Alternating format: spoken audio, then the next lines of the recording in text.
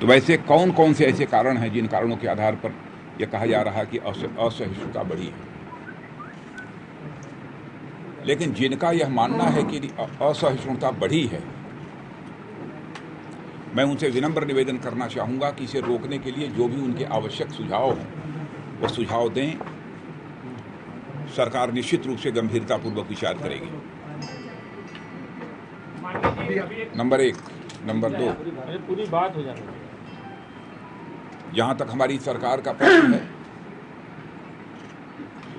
हमारी सरकार जाति, पंथ अथवा मजहब के आधार पर नहीं चलेगी, बल्कि इंसाफ और इंसानियत के आधार पर चलेगी।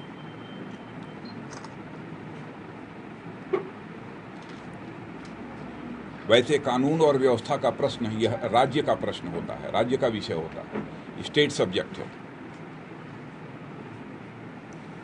यदि कहीं पर ऐसे कोई हालात पैदा होते हैं इसमें राज्य सरकारों से अपेक्षा की जाती है कि इसे रोकने के लिए अपनी तरफ से प्रभावी पहल करें।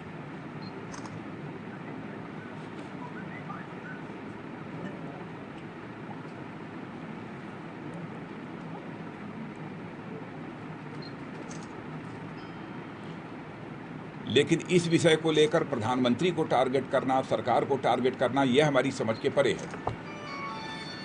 लेकिन यदि ऐसा किसी को लगता है तो मैं समझता हूं कि उनके सुझाव आमंत्रित हैं। हम उनके सुझावों का स्वागत करेंगे। इस तरीके का तो अब यह नहीं कहेंगे तो और क्या कहेंगे?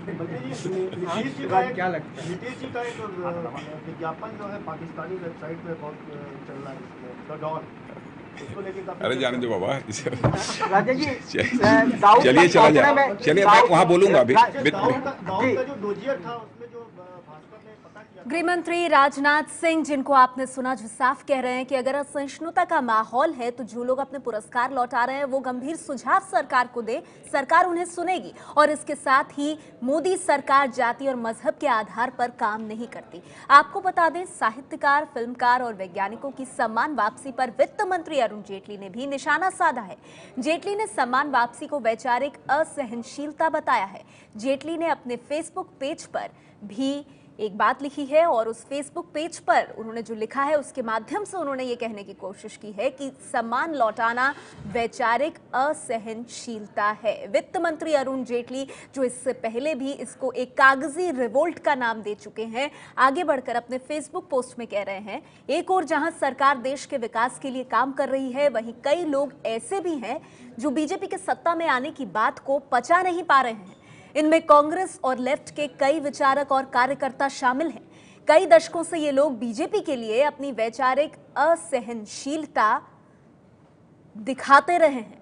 साल 2002 से प्रधानमंत्री नरेंद्र मोदी इस वैचारिक असहनशीलता के सबसे बड़े शिकार रहे हैं।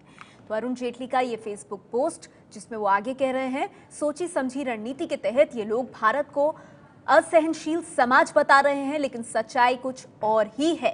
तो वित्त मंत्री अरुण जेटली जो कह रहे हैं, सोची समझी रणनीति के तहत इस तरह का माहौल बनाया जा रहा है और पुरस्कार लौटाने वालों में से कई ऐसे हैं जिनकी वैचारिक असहनशीलता का शिकार खुद नरेंद्र मोदी हुए हैं 2002 के दंगों के बाद से।